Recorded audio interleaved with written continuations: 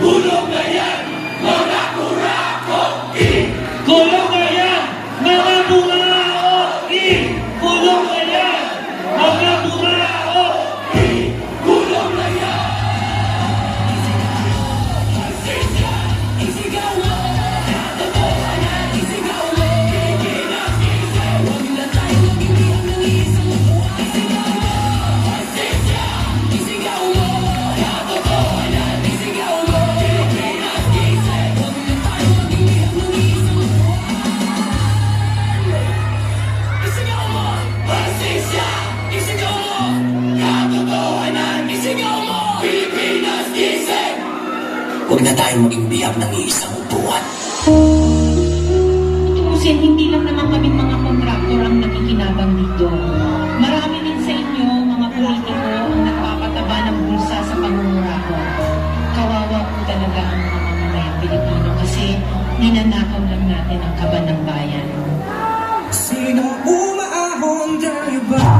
O sila? Mga ngiti nila habang nakadubog ka pa sa laban ka.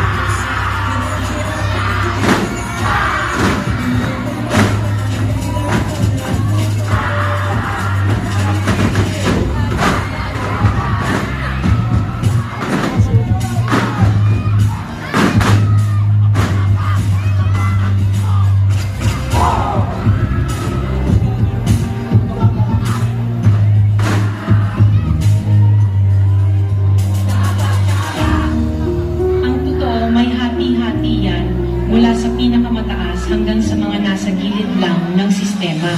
Sa patuloy na pagdinig sa Senado sa mga di umano kinora na proyekto ng gobyerno, 491 projects. Dapat alam natin, tama ba din natin ginagawa? Paulit-ulit na lang ito ang aming simula. Simula na simula, bakit wala natatapos sa kasama? Lagi tungkol ng swelas ng sapatos. Ilang beses na ako, ilang beses na ako. Pag natin subukan at tulungan at pumasok, bumahagi sa bigat na matagal na natin pasal pag tayo ng isang isa.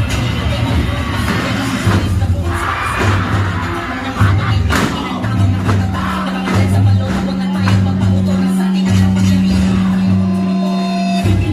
Ilang magsisi sa siteng na nasa pwesto, di ka nang kilala ang pagsinig. Sa lahat ng hindi tayo kumbinsido, wag na natin dapat tayo. Huwag ninyo ipakita sa publiko na malinis kayo dahil sa bawat proyekto may kapalit na porsyento para sa inyong mga opisina. Tingnan ninyo rin ang mga pangalan na nakaupo ngayon at lalo na sa mismo mga nagpapalakad ng gobyerno.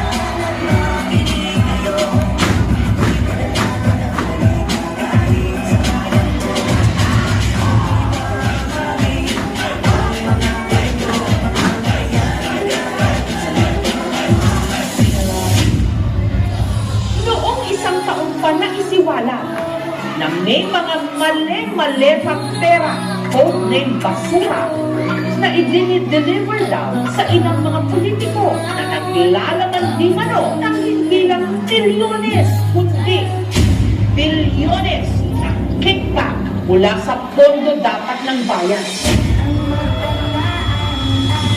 Nakakapagod ng maging mahirap.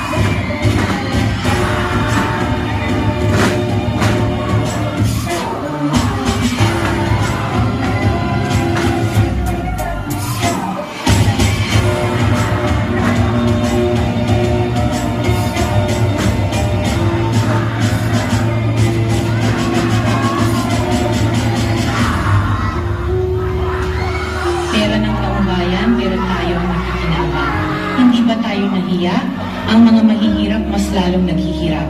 Kaya tama na ang pangungurakot natin.